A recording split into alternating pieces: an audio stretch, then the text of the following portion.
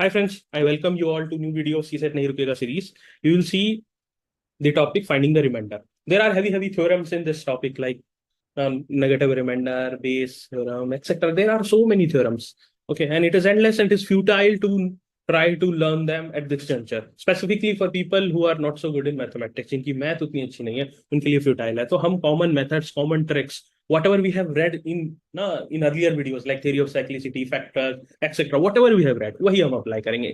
That was the reason that remainder topic मैं late release कर रहा हूँ. There is a reason the sequencing etcetera there goes a lot of mind into it and this video series has been also released because जिनका math अच्छा नहीं है, जिनका जो कोई बेस नहीं है ना, वो भी एटलीस्ट अगर 5 क्वेश्चंस भी सॉल्व कर लेते हैं तो all my hard work is going in a right direction and it can save 1 year. For people who are so good in mathematics, this can be something which is not very helpful, but you have to be considerate and empathetic about people who are not so good in mathematics, and that's why you are trying to join civil services. Okay,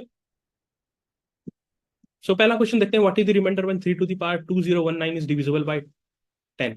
theory of cyclicity लगाना कोई भी पार के question में, and हमें पता है कि 3 की जो पार है उसमें जो यूनिट डिजिट होता है वो ऐसे जाता है 3971 4 के ब्लॉक में.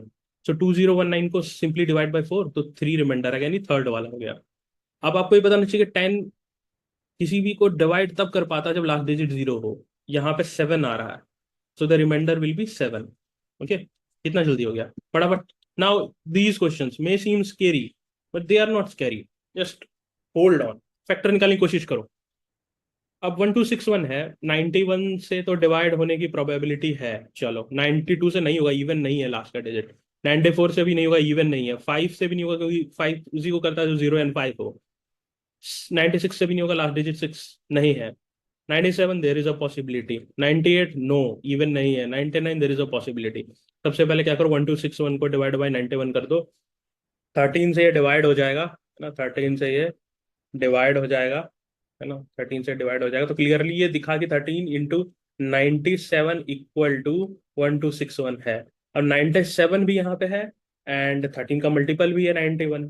सो क्लियरली जब फैक्टर ही कंटेन्ड है नंबर में तो रिमाइंडर का सवाल ही नहीं उठता. There won't be any remainder. The remainder will be always 0. You have to just find कि फैक्टर अगर है inside then there won't be any remainder left. So the remainder will be 0. ऐसा ही क्वेश्चन कुछ ये भी था. What is the remainder when 85 into 87 into 89 into 91 into 95 into 96 is divided by 100? अब ठीक है, अब 100 के लिए देखो 85 है, हमने देखा था ना 5s and 2s 0 बनाते हैं, तो 85 में 5s है. ओके, 95 में है 85, 95 2s 96 में है.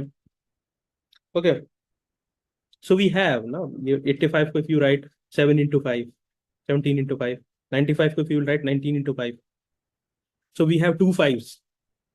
and then 96 को if you write then 24 into 4. और 100 को भी तो हम ऐसे लिख सकते हैं ना, 5 into 5 into 4 है ना. और यहाँ पे 5 भी हमारे पास, यहाँ भी 5 है, यहाँ पे भी हमारे पास 4 है.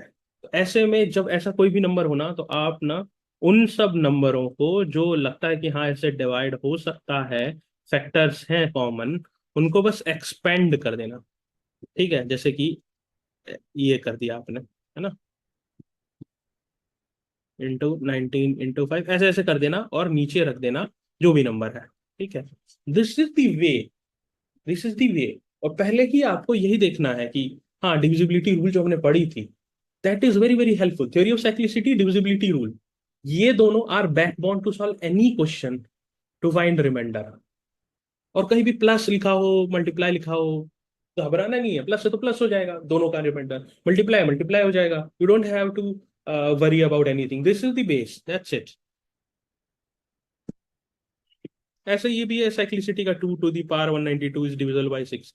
ऐसे में आप ना 2 का तो ये भी याद रखना, जैसे 2 4 8 16 आता ना, और 16 को अगर आप 6 से डिवाइड करोगे तो रिमाइंडर आएगा 4.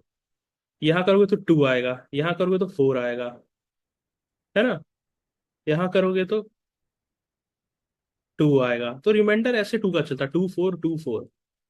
ओके, ये याद रख लेना. बिल्कुल बिल्कुल करने की जरूरत नहीं है कि अगर अगर डिवाइड होगा ना बाय 6 से, डिविजिबल बाय 6, ऐसे क्वेश्चन आते हैं. ओके, देन ऐसे इनका रिमाइंडर जाता है, रिमाइंडर लेफ्ट 2 4 2 4 2 4 ऐसे। ठीक है, तो बेसिक नंबर्स के भी देख लेना if at all. Otherwise, the theory of cyclicity will help you always in any question, and divisibility rule. These two are enough to solve at least 50% of questions. You don't need to go into all those negative remainder and all. If you know it, that's fine. आपको पता है, ठीक है, नहीं पता है, कोई दिक्कत नहीं। ऐसे भी आप कोशिश करोगे तो अगर 3 क्वेश्चन है तो एक तो आपसे हो जाएंगे, and that is what we need to cross the mark of 67. I hope this will help you, and these videos are coming at the end just to make you revise. I'm not teaching anything which is very very hi-fi. Hi-fi things were posted in the channel of CSAT Simplified and CAT Success Hub. Topic wise questions we were posting since January, February, and also tricks and methods. So now we are teaching just last minute, quickly, some of the tips and tricks which can help you cross the line. I hope you understand why I'm working so hard. Thank you very much. Take care. Best wishes.